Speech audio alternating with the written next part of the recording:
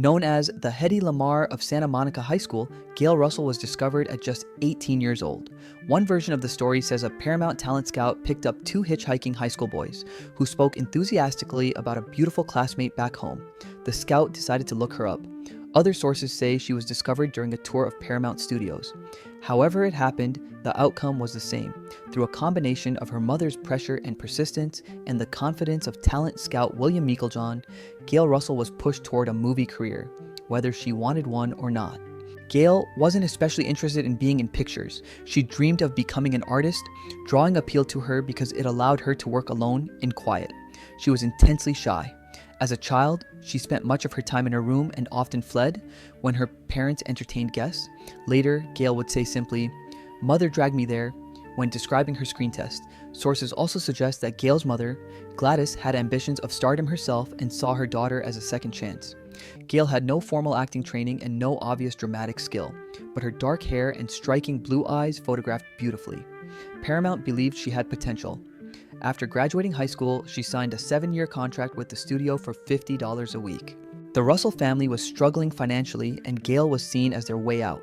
At home, her mother prepared her for stardom, insisting she wear evening gowns and makeup even when there was nowhere to go. Her first role required little acting. She played a high school vamp, mostly standing around and looking the part. But during her second film, Lady in the Dark in 1944, she suffered a severe bout of stage fright. She later recalled, "I would stand on the set with the director, actors, and technicians surrounding me, and I would panic." That anxiety worsened during The Uninvited. Gail lost a significant amount of weight, struggled with her lines, and disrupted production. Even with an acting coach on set, progress was slow. Her co-star Ray Milland stepped in, patiently rehearsing with her and shielding her from pressure. Crew members later remembered him as calm, protective, and encouraging. His support helped Gail deliver the performance that made her a star. When filming ended, Gail suffered a nervous breakdown and took time off. Around this period, she began using alcohol to manage stress. There is no definitive source identifying who first suggested drinking. Some accounts mention a makeup artist, others a co-star. John Wayne's name was later mentioned, though he denied it. Wayne, producing at Republic Pictures, cast her in Angel and the Bad Man in 1947. He was kind to Gail, even lending her money to buy a car. She may have mistaken that kindness for a romantic interest. Wayne, who was married, did not reciprocate. At one point, he reportedly sent his secretary to gently discourage her. Rumors spread quickly. Wayne spent time in Gail's dressing room, which he said was to help her manage stage fright. The press and Wayne's wife believed otherwise. Hoping to escape the scrutiny, Gail married actor Guy Madison. The marriage was rushed and lasted only 6 months. The pressure didn't let up. Wayne cast her again in Wake of the Red Witch, once more as his love interest. His wife, Esperanza Chata Bauer, was furious. After a rap party, Wayne came home late. Bauer, intoxicated, fired a gun at him as he entered the house. She missed. Wayne was unharmed. Wayne filed for divorce in 1953. During the proceedings, Esperanza continued accusing Gail of having an affair. Gail was called to testify. The stress took its toll. 2 weeks later, she was arrested for drunk driving and spent time in the drunk tank. Her troubles escalated. 2 months later, she was again brought before a Santa Monica judge for public intoxication. She avoided jail but was fined $150 and placed under strict conditions: no alcohol, no drugs, and no nightclubs for 2 years. That same year, she finalized her divorce from Madison, who publicly criticized her, complaining about household habits and social expectations. In February 1955, Gail was involved in another car accident, this time colliding with a family traveling with a baby. No one was seriously hurt, but she was sued. The case was settled out of court. Many in Hollywood had given up on her, but John Wayne hadn't. He offered her a role in 7 Men from Now. It had been years since she'd worked. The stakes were high. Gail delivered a tough, weathered performance that surprised many.